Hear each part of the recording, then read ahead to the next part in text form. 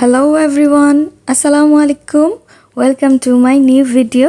আশা করি সকলেই ভালো আছেন। রমজান মাসের অনেক অনেক শুভেচ্ছা। মাশাআল্লাহ, আলহামদুলিল্লাহ।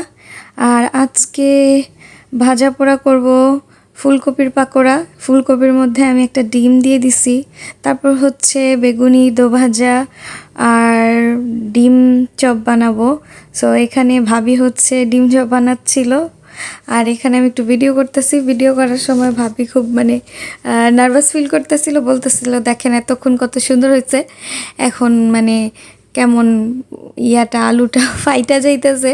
যাই হোক, তারপর আমি এখানে আমার দোভাজাগুলা হয়ে গেছে, এখানে দোভাজাগুলো আমি উঠাই নিতেছি। আর ডিম চপটা হচ্ছে আমার নানুর স্পেশাল রেসিপি। সেটা হচ্ছে ডিমগুলো হচ্ছে সুন্দর মতো মজগের মতো কিমার মতো ভাইজা নেয়। এটার মধ্যে বিশেষ একটা ওই যে পুদিনা পাতা আছে না, সেটা দেয়। এটা দেওয়ার কারণে আর স্মেলটা অনেক ভালো আসে, খেতেও অনেক বেশি টেস্ট হয়। কাঁচামরিচ, পেঁয়াজ এবং পুদিনা পাতা, ধনিয়া পাতার ফ্লেভারটা অনেক ভালো লাগে। আর এখানেই তো আমি ডিম চপগুলো ভেজে নিতেছি। এটা খুবই মজাদার একটা খাবার, এটা নানুর স্পেশাল। নানু সবসময় এটা বানায়। তো নানু ওই দিন আমাদের বাসায় ছিল না, আমাদের বাসায় গেছিল। নানুকে খুব বেশি মিস করছি আমরা। আর এখানেই তো আমি এটা ভাজা ডান শেষ করলাম, ভাজাভাজি। প্রতিদিনের হচ্ছে কাজ, যেটা আমরা বেশি এনজয় করি। এই তো ভাজা পোড়া ডান। ওদিন অনেক বেশি ভাজা পোড়া করে ফেলছিলাম, তারপরেই তো অনেকগুলোই রয়ে গেছিলো।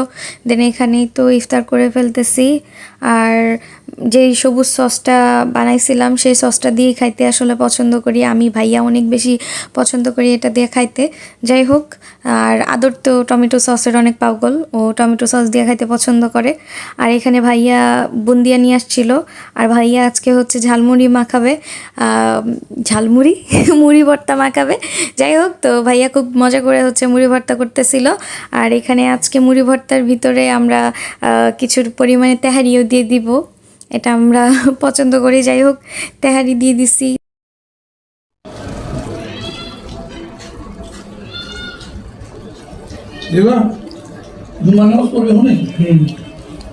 নামাজ পড়ে আমার ক্ষুধা লাগছে, তাছাড়া মাথাটাও অনেক ব্যথা।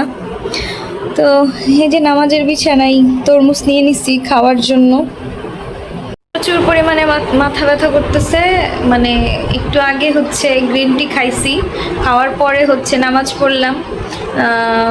প্রচুর পরিমাণে মাথা ব্যথা করতেছে। আর এখানে আমার একটু ক্ষুধাও লাগছে, এটার জন্য ভাজা পোড়া খাইতে ইচ্ছা করতেছে না। আজকে প্রচুর পরিমাণে ভাজা পোড়া রয়ে গেছে, খাওয়া হয়নি তেমন। আর এখানে আমি তরমুজ কেটে নিচ্ছি, এখন এটাই খাবো। তারপর দোয়া পড়াও বাকি আছে, সেটা পরে ঘুমাই যাব। আর এটা খাওয়ার পরে আমি আবার গ্রিন টি খাবো, কারণ আমার মাথাটা অনেক পরিমাণে ব্যথা করতেছে।